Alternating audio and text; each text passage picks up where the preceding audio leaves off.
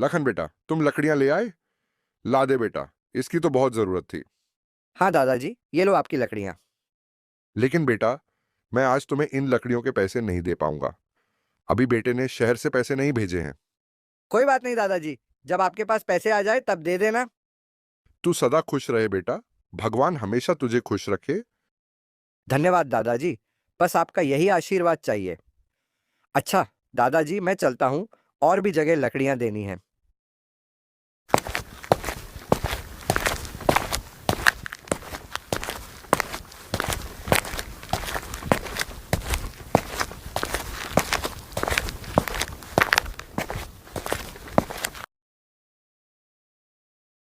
मुरली भाई, ओ मुरली भाई, लकड़ियाँ लाया हूँ। ये लो आपकी लकड़ियाँ। ठीक है, ये लो बेटा इसके पैसे। और हाँ, कल और लकड़ियाँ लेते आना, सुना है इस साल कड़ाके की ठंड पड़ने वाली है। ठीक है मनोहर भाई, मैं लेता आऊँगा।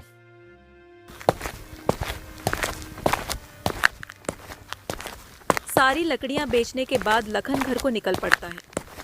तभी अचानक जोरों की हवा चलने लगती है।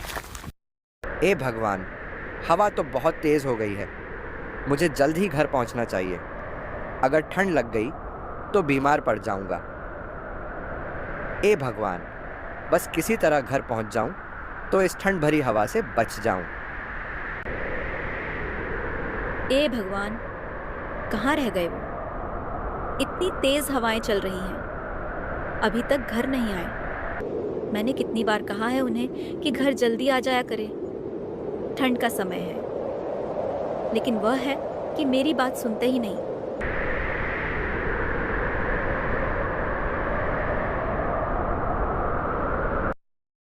सीता ओ सीता। आ गए आप। आपको मैंने कितनी बार कहा है कि ठंड का समय है, शाम होने से पहले घर आ जाया करो। ठंड में शाम को बहुत ठंडी ठंडी हवाएं चलती हैं। चलिए चूल्हे के पास बैठ जाए, मैं खाना गर्म कर देती हूँ।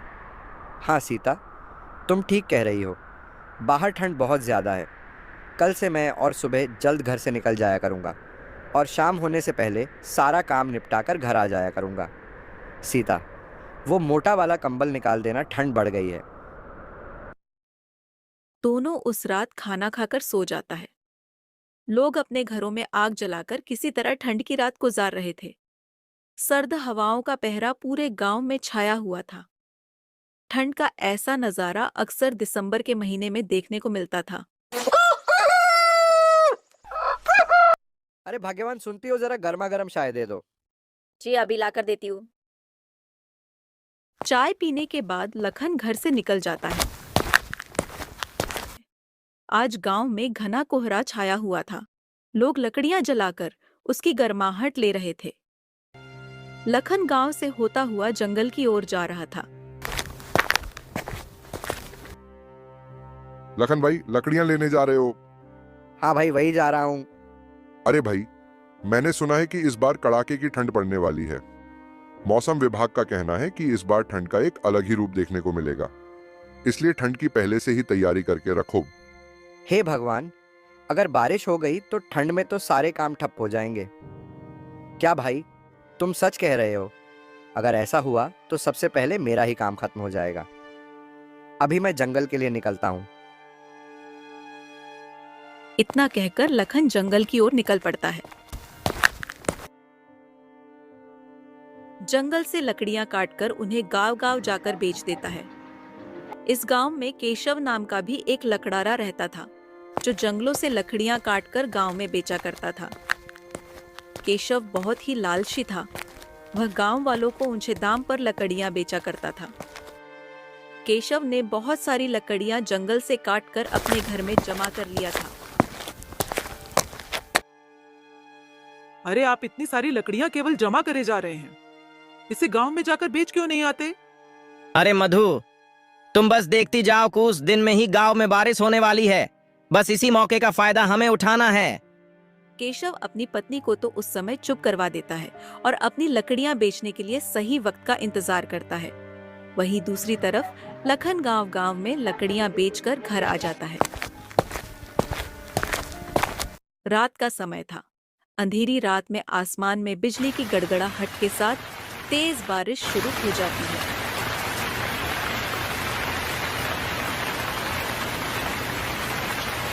कड़कती बिजली की आवाज से लखन की आंखें खुल जाती है। उसने दरवाजे के पास जाकर देखा। हे भगवान, ये तो बहुत जोरों की बारिश हो रही है। आज ही गांव के लोग बातें कर रहे थे कि गांव में इस बार कड़ाके की ठंड पड़ेगी और बारिश की भी आशंका थी, पर इतनी जल्दी बारिश हो जाएगी ये मैंने नहीं सोचा था। अब क्या हो, जंगल की सारी लकड़ियां तो गीली हो जाएंगी। सीता, ओ सीता। जी इतनी रात क्या हुआ? ये देखो सीता, जोरदार बारिश शुरू हो गई है। हाँ, बहुत जोरदार की बारिश हो रही है। इतनी तेज बारिश तो कभी नहीं हुई। हवा भी बहुत जोरों की चल रही है। चलिए अंदर वाले कमरे में चलते हैं। यहाँ ज्यादा देर रहे तो ठंड से बीमार पड़ जाएंगे। अब क्या होगा, जंगल की सारी लकड़ियां तो गीली हो जाएंगी। जी आप चिंता मत कीजिए, ठंड की पहली बारिश है, सुबह तक बंद हो जाएगी। ऐसा सोचकर वह दोनों सो जाते हैं। पूरी रात बारिश होती रही। बिजली की गड़गड़ाहट की आवाज सुबह तक सुनाई दे रही थी। बारिश थी जो बंद होने का नाम ही नहीं ले रही थी। अरे सीता, सुबह हो गई लेकिन बारिश अभी तक बंद नहीं हुई। अगर ये बारिश बंद नहीं हुई तो मैं लकड़ियां कैसे बेचूंगा? जी बारिश तो रात से हो रही है। पूरा गांव बारिश में भीगा हुआ है। लगातार होती बारिश ने गांव वालों को परेशान कर दिया। बारिश ने बंद होने का नाम नहीं ले रही थी। हे भगवान, बस ये आखिरी लकड़ियां ही बची हैं। अब तो लकड़ियां भी नहीं रह गई और ये बारिश तो बंद होने का नाम ही नहीं ले रही है। सीता के इतना कहते ही बारिश अचानक बंद हो जाती है। सीता, लगता है भगवान ने तुम्हारी सुन ली, बारिश बंद हो गई। हाँ, बारिश तो बंद हो गई, लेकिन लकड़ियां तो फिर भी नहीं ला पाएंगे। जंगल की लकड़ियां गीली हो गई होगी। एक काम करते हैं, गांव में सविता काकी के यहाँ से उबले ले आती हूँ। इतना कहकर सीता सविता काकी के घर के लिए निकल जाती है। सविता काकी, ओ सविता काकी। हाँ बीतिया, कहो कैसे आना हुआ इस ठंड में? सविता काकी, ओ मुझे कूस उबले की जरूरत थी। घर में जलाने के लिए कूस भी नहीं बचा है। हाँ बिटिया, तुम यही रुको, मैं अभी लेकर आती हूँ। ये लो बेटा, मगर मेरे पास भी थोड़े से ही उपले बचे हैं। वो काफी दिनों से धूप नहीं निकली तो उपले सूख नहीं पाए। इससे ज्यादा मैं तुम्हें नहीं दे पाऊंगी। तुम इससे ही अपना काम चला लेना। ठीक है काकी, इसके कितने पैसे हो गए? अरे बिटिया, अब मैं तुझसे भी पैसे लूंगी क्या? कितनी बार लखन मुझे मुफ्त में लकड़ियां देकर गया है। अगर मैंने इन उपले के तुझसे पैसे लिए तो मुझे बहुत पाप लगेगा। तू ऐसे ही ले जा बिटिया।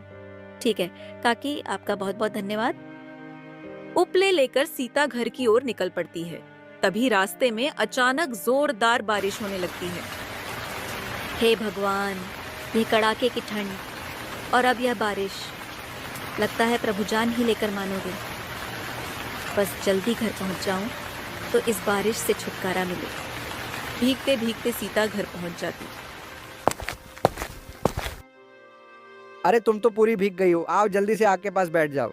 वहीं दूसरी तरफ केशव को जिस मौके की तलाश थी, वहां आ चुका था। केशव अपनी लकड़ियां लेकर गांव की ओर निकल पड़ता है।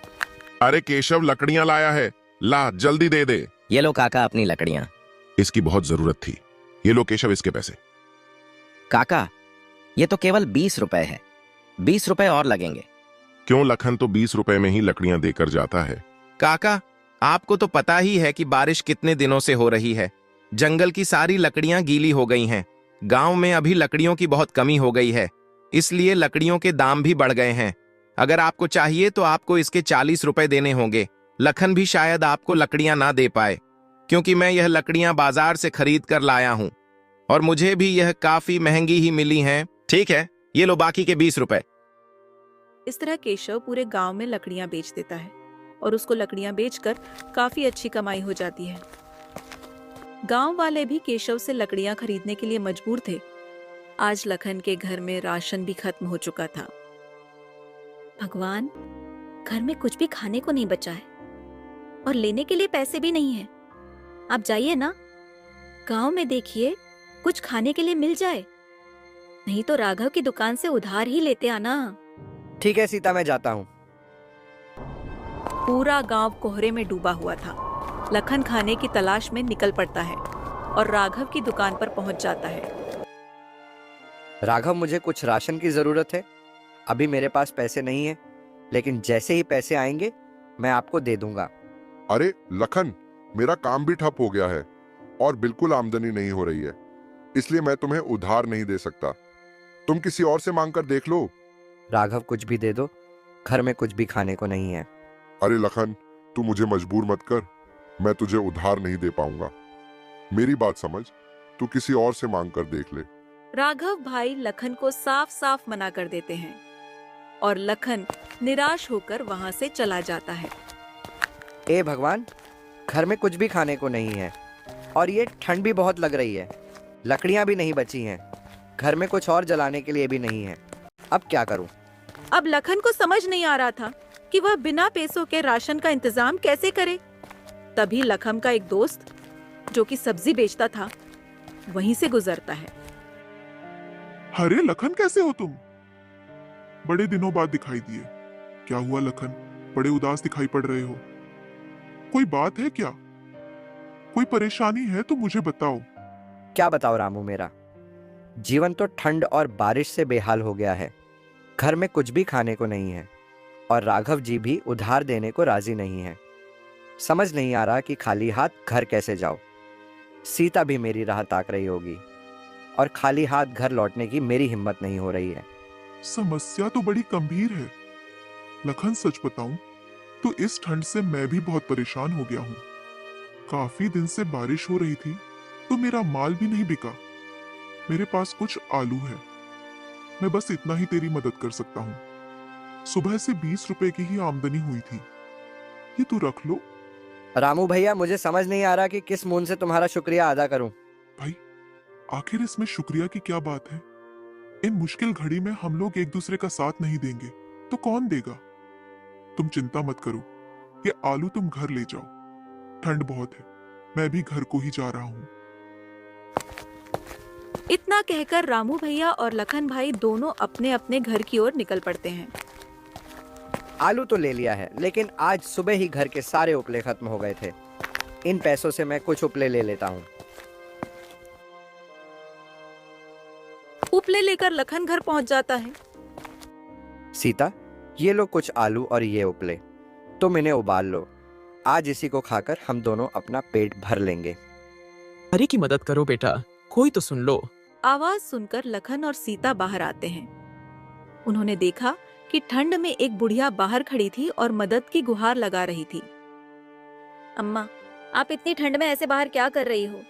बेटा, मैं कई दिन से भूखी हूँ। पिछले 2 दिन से मैंने भोजन नहीं किया है।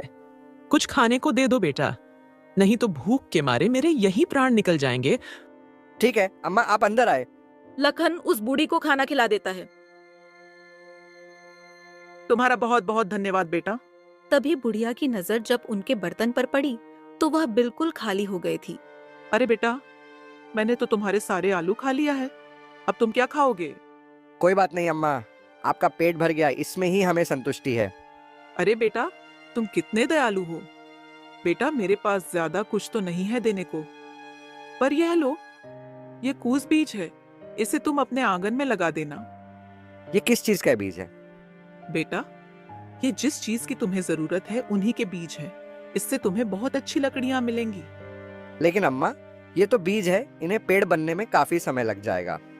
अरे बेटा, तुम चिंता मत करो, ये कोई ऐसा वैसा बीज नहीं है, ये जादुई बीज है। तुम इसे बस अपने घर के आंगन में लगा देना, फिर इसका कमाल तुम अगले दिन देखना। अच्छा बेटा, तो मैं चलती हूँ। अम्मा, आप इतनी ठंड में आप कहाँ जाएंगे? आप यहीं पर रुक जाएंगे? नहीं बेटा, मैं जिस काम के लिए आई थी वह पूरा हो चुका है, अब मुझे जाना होगा। इतना कहकर अम्मा वहां से चले जाती हैं। चलो हम इस बीज को अपने आंगन में लगा देते हैं। लखन उन बीजों को अपने आंगन में लगा देता है। जब सुबह होती है तो लखन को उन बीजों की याद आती है और वह उन्हें देखने के लिए बाहर आता है। बाहर का नजारा देखकर लखन हैरान था। अरे ये क्या है? सीता, ओ सीता, जल्दी आओ। सीता भी वह दृश्य देखकर हैरान थी। लखन द्वारा लगाए गए बीज अब पेड़ बन चुके थे। यह देखकर लखन और उसकी पत्नी बहुत खुश होते हैं। अरे यह तो सच में जादुई पेड़ है। जी, अब तो हमें लकड़ियों की बिल्कुल कमी नहीं होगी। हाँ, तुम ठीक कहती हो। मैं अभी लकड़ियों की कटाई कर लेता हूँ और फिर मैं इन्हें गांव में बेच दूंगा। लकड़ियों को काटकर लखन गांव की ओर निकल पड़ता है। काका, तुम्हारे लिए लकड़ियां लाया हूँ। अरे बेटा, ये तो तूने बहुत अच्छा किया जो लकड़ियां देने यहाँ चला आया। 2 दिन से ठंड से परेशान थे। जलाने के लिए एक भी लकड़ियां नहीं बची हैं। पिछले 2 दिनों से केशव भी लकड़ियां देने नहीं आ रहा। काका, अब आपको चिंता करने की जरूरत नहीं है। मैं आपको रोज लकड़ियां समय पर पहुंचा दिया करूंगा। लेकिन लखन बेटा, तुम्हारे पास ये लकड़ियां कहाँ से आई? काफी दिन से सूरज तो निकल नहीं रहा, फिर ये सूखी लकड़ियां तुम कहाँ से लेकर आई? काका, बस ये समझ लो, ये भगवान का चमत्कार है। अच्छा काका, अब मैं चलता हूँ और भी गांव में लकड़ियां देने जाना है। इतना कहकर लखन आगे निकल जाता है।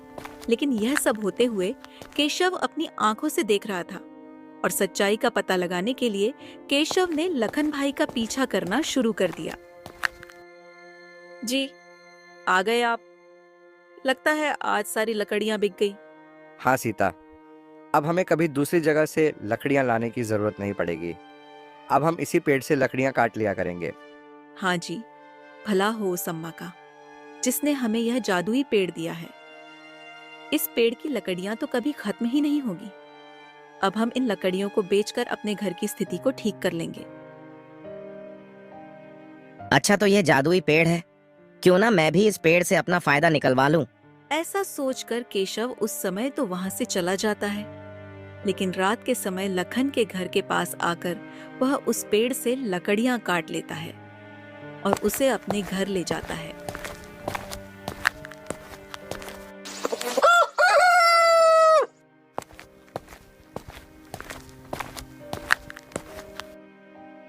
काका, लकड़ियां लाया हूँ, बोलो कितनी चाहिए। अरे केशव, अब मुझे तुम्हारी लकड़ी खरीदने की कोई जरूरत नहीं है। अब लखन मुझे समय पर लकड़ियां दे जाता है। तुमने हमारी मजबूरी का बहुत फायदा उठा लिया, लेकिन अब मुझे तुम्हारी लकड़ियों की कोई जरूरत नहीं। काका ने केशव से लकड़ियां खरीदने के लिए साफ साफ इनकार कर दिया।